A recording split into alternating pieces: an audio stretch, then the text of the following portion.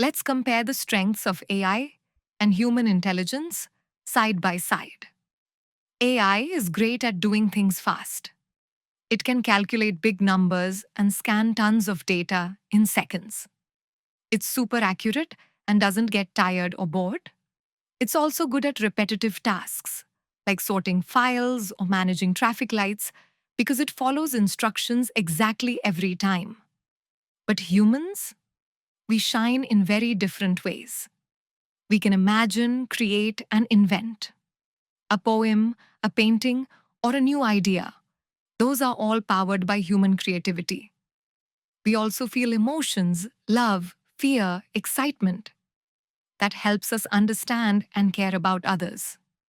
Plus, humans can make ethical choices, like knowing when to break a rule to do the right thing.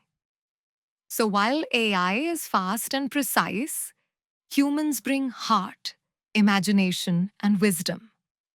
And when we work together, combining our unique strengths, we can do amazing things.